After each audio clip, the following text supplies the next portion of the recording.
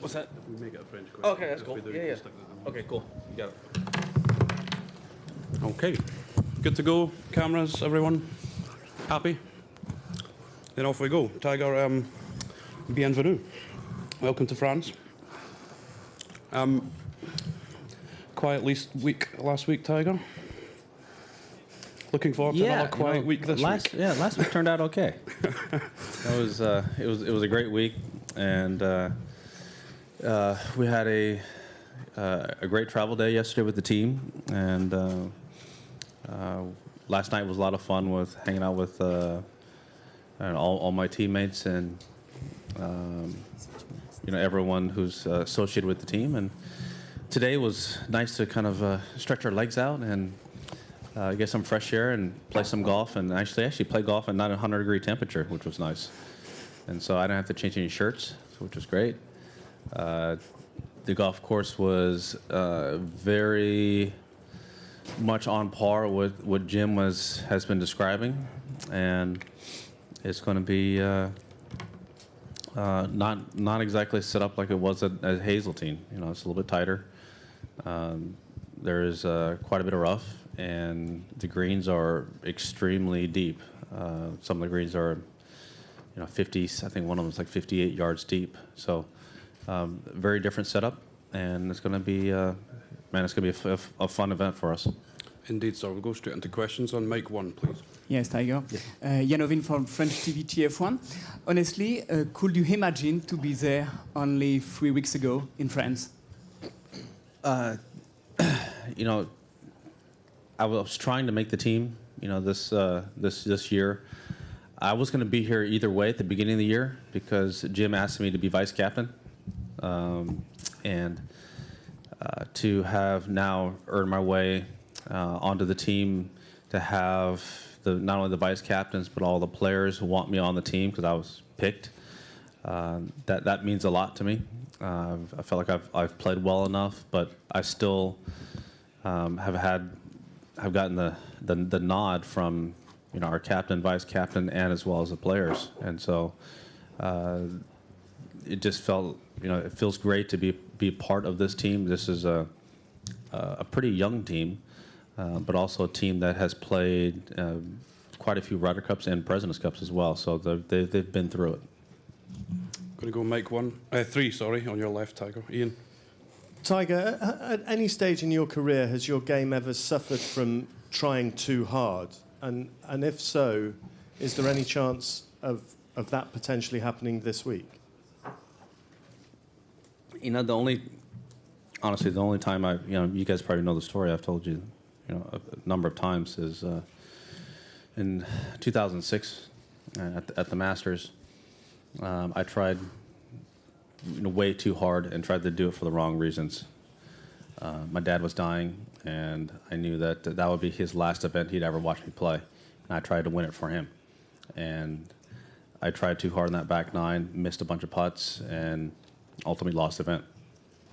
And then I had a talk with him, post Masters, and he basically chewed me out for, I thought I taught you to play this game for your own happiness and for yourself and for your own joy. This is what I've taught you your entire life. And he was right. And, lo and behold, I go ahead and win the Open Championship, a couple months later. So that's the only time I've ever gone outside of the window and tried too hard, just because of the circumstances of what was going on at the time. And mic 1, Karen, please. Tiger, on Sunday, one of your friends, Phil Gordon, tweeted that last year you told him that you just wanted the young guys to feel the heat of playing the back nine with you in the lead one more time. Why? Why was that important? Well, they had, a lot of these guys were, the younger guys were on their way in when I was on my way out. And, they had never really played against me, when I was playing well. I mean, it's been, 5 years since I won a golf tournament. And a lot of the players were just coming onto the scene. where there's JT, Jordan, now Bryson, Brooksy was just getting out here, getting started, coming off of the European tour. So a lot of these guys just, hadn't played against me yet. And I think that when my game is there, I feel like I've always been a tough person to beat. And they've been jokingly saying that, we want to go against you. All right, here you go. And we had a run at it, and it was a blast because I had to beat, Rory head up in the final group. Rosie was tied with Rory, and obviously I had a 3-shot cush, which is awfully nice, but still, I hadn't done it in 5 years, and these guys had both ascended to #1 players in the world. They've won major championships. They've won golf tournaments all around the world. And I haven't really played a whole lot of golf in the last few years. Mic 4, Ewan, please. Tiger, have you... Sorry. Right in the middle. Yep.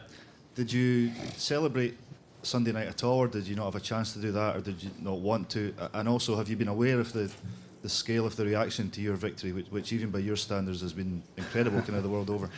The last part of your question, the scale, no, I really haven't, because I'm trying to return, the text messages I've gotten, but I'm still well north of 150.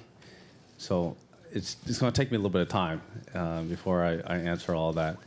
I really haven't looked online and read any articles about it yet, because after I finished, I had a big media tour I had to do there at East Lake, and then as soon as we left there, we went to the Renaissance Hotel to all meet together, and we had a big signing that we normally do. Got that all out of the way, and then we hopped on a flight, and next thing you know, we're here training and then playing a practice round. So no, I really haven't had a lot of time to soak it in. I will post Ryder Cup. I'll take a look back and I'll reflect on it. I haven't seen any videos of. I saw a couple of them on some French news channel that the people rushing behind me, but I really haven't sat down and watched it yet. I still have this event to do, but post Ryder Cup it'll be a different story. I'll look back and I'll soak it up and really reflect on what really transpired that entire week. Going to go mic 3 on the left, Bob. Tiger, I don't know if anybody in the media has said thank you, but for all of us that earn our living in the golf business, a big thank you for what you did Sunday. Thanks, Bob. It's there's been a lot of you who have supported me, through a lot of the years, and many have doubted that I'd play golf again and win again. So I want to say thank you to all the people that have supported me. And on your far right, Tiger, mic 2, Phil. Tiger, there are some incredible statistics surrounding your career, but one of them this week that's relevant is being on one winning Ryder Cup team in 7 appearances. Is that something that A, bothers you, and if so, how much? Yeah, it certainly is something that, looking back on my entire Ryder Cup career, that's not something that I really enjoy and I really like seeing. I've played a lot of the matches. Of those 7 previous Ryder Cups, I've sat out one session, and that was the last session at Medina. Otherwise, I've played every single match, and we haven't done well. The year that we won in 2008, I had reconstruction knee surgery after the U.S. Open, so I didn't play. And I was a vice captain, in 2016, but it's different being a player. It was neat to be part of the team, be part of helping the guys in any way I possibly could to make them feel comfortable, to get them into the right circumstances, to allow them to play their best golf. This is, as a player, it's different because, you focus, as a player, you focus on your playing partner you're playing with and just go earning a point. As vice captain, there's so many moving parts that you're in charge of. And so that was very different in 16, but my overall Ryder Cup record, not having won as a player since 1999, is something that, you know, hopefully we can change. And we haven't won as a U.S. squad here in 25 years on foreign soil. So, you know, hopefully that will change this week as well. Mike 4, Brian. Tiger, you mentioned that 1993, the last win here. Obviously, there's various reasons, but if you were to put it down to maybe one or two reasons as to why you think the U.S. hasn't won here in that long a period, what would it be? Well, I think the best way to describe it, I remember being a part of some of the President's Cup teams that Jack had captained, and he says it's plain and simple: who wins the 18th hole? And those were the matches that swing. You know, if you're one up, or say if you're one up, you lose last hole, go to even, or you win the last hole and you get a point. I mean, these little half points to point swings are enormous over the course of, you know, an entire cup. And the teams that we've been a part of in the President's Cup wins that at least I've been a part of, we've handled the 18th hole well. And in the Ryder Cup, you know, we haven't. You know, the blowouts that we've either have received in the Ryder Cup, we didn't play the 18th hole well. And in the blowouts that we've had in the President's Cups where we've blown the internationals out, it's because we've won the 18th hole. And so the matches are generally very tight, and who plays the last hole well usually determines the cup. Mike 3 at the front, Mark. Tiger, I wondered, could you describe the dynamic of the first hole, the whole atmosphere at a Ryder Cup? And do you remember the first tee shot you did hit, I believe 97? And what do you make of the massive gala? What do you think it's going to be like that with that grandstand out there this week? Yeah, it's going to be fun. I mean, it's going to be, you know, it's an awesome environment. Because when we had, I'm sure you were there in Wales. It was, for some reason, I don't know what it was acoustically, but they were so close together that it was reverberating.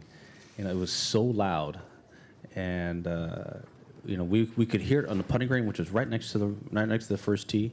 But when we got on that first tee, I mean, you could actually feel it, and that was fun to be a part of. I loved it, and I think this week will be exactly like that. But I think the decibels will be up a little higher.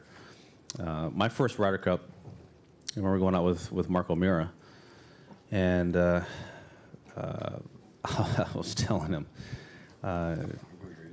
well, he was the vet, so he says, you know, the way the golf course sets up, you should tee off the odds. And I said, well, I kind of like the evens. And because at the time we were playing foursomes first. And he said, no, the odds are good for you, and the way it sets up for us. No, I like evens. He said, why do you want evens? Because you have to hit the first tee shot. And I said, no. Then he says, no, you're hitting the first tee shot. He's the vet. So I listened, I hit a 2-iron, I trapped it down there in the fairway. It's like, whew, that's all good. And Davis was a part of that team as well. And he went through a very similar experience with Tom Kite in, what was it, 93. Feeling the same thing. You know, going to the first tee, he was telling Tom, hey, why don't you hit the first tee shot? So, you know, there's a lot of nerves, and it's excitement. I mean, it really is. It's something we don't get to experience in that regard, because it's the final round of a tournament on the very first hole, and every match you teed up. And it's a different atmosphere, and one that we absolutely love. Far right, Tiger, Mike 1, please, Jeff. Tiger, you've played a lot of foursomes matches. It's a different game with a different rhythm. What could you describe how you've evolved with your comfort level there, and to you, what's the importance of the golf ball there? How important is that? Yeah, you know, it is very different now than when it was when I first started playing the cups, because initially it was the old one ball rule. And so a lot of times you were paired up with guys that played the same exact ball. So we didn't have to make that many adjustments. Now it's more of basically the player. And we have so many damn different devices that can check golf balls and how they fly that you can figure out how the golf ball's flying, what are the distances and all these different things, and make those adjustments. You know, before it was just, okay, well, you played that ball, you played that ball, you guys are going out together. Yeah, but we never see each other throughout the entire year, but you guys play the same ball, and go ahead and go. But now it's very different, and you know, some of the golf balls spin more than others. You know, I play a very spinny golf ball, whereas others play a ball that doesn't spin as much. So there is some adjustments to be made. You know, the most important thing is who's ever hitting the iron shot into the green, that's the guy, that's the ball you're playing with off the tee. Because you don't want a player to have to adjust his iron game and the distances he's hitting. And sometimes you got to make an adjustment on par fives, whether you go 4-2 or not. And if the guy's hitting we know you're going to get to a par five in 3. Well, if that's the case, then the guy's hitting the wedge shot, obviously hitting the tee shot, so you're going to play that ball. And the last question's 3, please, Tiger. Tiger, looking at the like the television viewing figures from Sunday, which are remarkable, like the best of the season, better than a lot of the majors. Are you ready for America to start looking to you again the way that they used to, so soon after you've come back? You seem to have a huge importance there. Honestly, I didn't see the ratings, so I don't know. They're huge. Are they good? Yeah, they're really good. Okay. They're really good. Really good. Sorry, I've been a little bit busy, so I haven't looked. Yeah, if the ratings are as you said, huge, especially against football on Sunday, you know, in the States, that's a big deal. And for us to be able to promote golf like that, and for me to experience a scene like we had on 18, the people, you know, running behind us and getting that excited, you know, the art of, you know, I've described this to you guys before, the art of the golf clap is gone. People don't clap because how can you clap when you have a cell phone in your hand? And so people are now screaming, and they're pretty loud, and especially late in the day when it's hot and they've tipped back a few, it gets even louder. And I think this week will be the same, but even louder. I won't ask for a round of applause, Tiger, but thank you for your time. Cheers. Yeah, thank you.